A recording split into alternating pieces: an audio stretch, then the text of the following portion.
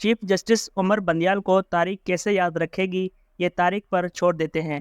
اب ہے امتحان نئے چیف جسٹس قاضی فائز عیسیٰ کا، خاص طور پر ایک ایسے وقت میں کہ الیکشن 2023 کے ہونے نہ ہونے پر سوالات اٹھ رہے ہیں۔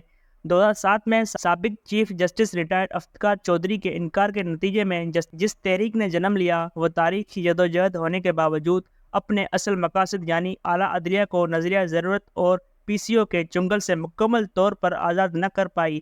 البتہ ایک مثبت پہلو یہ ضرور ہے کہ دیگر اداروں کی طرح یہاں عہدے کی میعاد میں توسیع نہیں ہوتی، اور آپ کو پتہ ہوتا ہے کہ سپریم کورٹ کے ججوں میں کون کب چیف جسٹس ہوگا۔ جناب افتخار چودھری سے لے کر جسٹس بندیال تک شاید ہم وہ خواب پورا نہ کر سکے کہ عام آدمی کو بھی جلد انصاف ملے، ایک ایسی تقسیم شدہ معاشرے میں جہاں لوگ بینچ کی تشکیل سے فیصلے سمجھ جائیں، جہاں ریاست کے اندر ریاست کا تصور عدلیہ کو کمزور سے کمزور کر رہا ہو، وہاں بہت زیادہ توقعات بھی نہیں ہونی چاہیے۔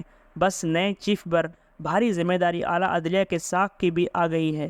ایک کنٹرول جمہوریت میں جہاں چند سال بعد سیاست کا نیا اسکرپٹ تیار کیا جاتا ہو، جماعتیں بنانے اور توڑنے کی فیکٹریاں لگی ہوں، وہاں عدلیہ کے سیاسی فیصلوں میں شک و شبہات آتے ہی ہیں۔ ریاست کے 4 ستونوں میں اگر تضاد آ جائے اور تصادم والی صورتحال پیدا ہو جائے تو سب کی نظر اعلیٰ عدلیہ پر ہی جاتی ہے۔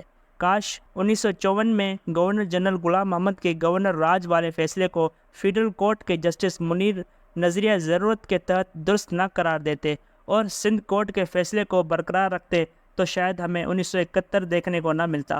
اس وقت غلام محمد اور جسٹس منیر کے درمیان خفیہ پیغامات نے پاکستان توڑنے کی بنیاد فراہم کر دی، اور اس کے بعد سے آج تک ہم سنبھل ہی نہ پائے، اور عدلیہ اتنی آزاد ہوئی جتنی جمہوریت اور صحافت۔ اس ملک میں 4 مارشل لا لگے 1958 سے 1999 کے درمیان۔ کیا ہی اچھا ہوتا اگر پہلے ہی آمریت اور عامر کو عامر کہہ دیتے تو شاید مارشل لا دفن ہو جاتا ہمیشہ کے لیے اور نظریہ ضرورت زندہ نہ ہوتا۔ کیا بدقسمتی ہے کہ جہاں ججز کیا عدلیہ ہی نظر بند ہو، ججز چیف جسٹس اپنے گھروں سے باہر نہ آ سکیں، وہاں کیسے آزاد عدلیہ اور کہاں کے انصاف پر مبنی فیصلے۔ اعلیٰ عدلیہ کے ججوں اور گھروں کے آڈیو ویڈیو لیک ہوتی ہوں اور کوئی تحقیق تک نہ ہو، کمیشن بنے تو اسے روک دیا جائے، وہاں خود ججز کیسے محفوظ ہو سکتے ہیں؟ ایسے فیصلے تو ویڈیو ریکارڈ کرنے والے کو جو حوصلہ دیتے ہیں۔ ایک بار سابق چیف جسٹس سید الزما صدیقی مرحوم نے بتایا تھا کہ 16 اکتوبر 1999 کے شام جب یہ بات واضح ہو گئی تھی کہ حکومت ختم کر دی گئی ہے اور فوج نے اقتدار سنبھال لیا ہے، میں نے ساتھی ججوں کو فون کرنا شروع کیا کہ کیا کرنا ہے۔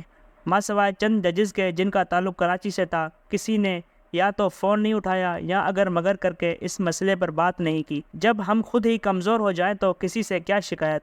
میں کورٹ جانے کے لیے دوسرے دن باہر نکلا تو ایک جونیئر آفیسر نے جو باہر ہی کھڑا تھا مجھ سے کہا، سر آپ گھر میں رہیں۔ جس ملک میں ایک وزیر اعظم کو عدالتی قتل کے ذریعے پھانسی دے دی جائے اور اس بینچ کے ایک جج سالوں بعد اعتراف کرے کہ انہوں نے جونیئر جج ہونے کے ناطے پھانسی کے حق میں فیصلہ دباؤ میں دیا اور پھر وہی جج اس ملک کا چیف جسٹس بنے، وہاں انصاف نہ ہوتا ہے اور نہ ہوتا ہوا نظر آتا ہے۔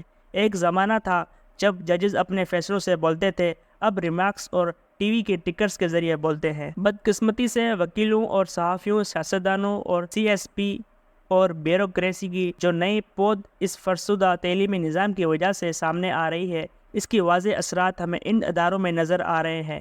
ایسے میں اس ملک کے نئے چیف جسٹس کیا تبدیلی لا سکتے ہیں، اور یہ ان کا اصل امتحان ہوگا۔ ان کے سامنے کئی چیلنجز ہیں۔ کاش چیف جسٹس عمر بندیال صاحب فل کورٹ اجلاس بلا کر اعلیٰ عدلیہ کے حوالے سے تقسیم کا تاثر ختم کرتے، کسی ایک آدھا مسئلے پر فل کورٹ بنا ڈالتے، مفادات کے ٹکراؤ پر بینچ سے الگ ہونے کے اعلیٰ روایت برقرار رکھی جاتی، اور کچھ نہیں تو یا تو پنجاب اسمبلی کے معاملے پر از خود نوٹس نہ لیتے، اور یا پھر 14 مئی کے فیصلے پر عمل درآمد نہ کرنے والوں کو توہین عدالت پر سزا ہی دے ڈالتے۔ ہر چیز تاریخ پر چھوڑنے سے مسئلہ حل نہیں ہوتا، کیونکہ ہم تو تاریخ بھی اپنے مطلب کی لکھتے ہیں۔ اب نئے چیف صاحب ایک ایسے وقت میں اپنے عہدے کا الف لینے جا رہے ہیں جہاں انہیں ایک طرف اعلیٰ عدلیہ کی تقسیم کے تاثر کو زائل کرنا ہے، بہت سے اہم فیصلے کرنے ہیں، سپریم کورٹ کو سیاسی معاملات سے دور رکھنا ہے، از خود نوٹس کے طریقہ کار کو اور اس کے خلاف اپیل والے مسئلے کو دیکھنا ہے، اور سب سے بڑھ کر سول کورٹ سے سیشن کورٹ تک، ہائی کورٹ سے سپریم کورٹ تک، اور ان عدالتوں کے درمیان انسداد دہشت گردی کی عدالت سے لے کر ملٹری کورٹ تک کے معاملات کو صرف دیکھنا ہی نہیں، حل نکالنا ہے۔ عام آدمی کے لیے تاریخ پر تاریخ کے رجحان کو ختم کرنا ہے۔ شاید ان کے لیے یہ آسان نہ ہو، کیونکہ خود ہماری وکلا برادری اور بار ایسوسی ایشن سیاسی طور پر مکمل تقسیم ہے۔ وکیلوں پر بدقسمتی سے سیاسی مفادات حاوی ہیں۔ خود میری برادری میں صحافیوں کو وزیر، مشیر اور وزیر اعلیٰ بننے کا شوق بڑھتا جا رہا ہے، تو دوسروں سے کیا شکایت؟ آج کا تو فلسفہ صحافت بھی یہ ہے، جو دکھتا ہے وہی بکتا ہے، چاہے ضمیر ہی کیوں نہ ہو۔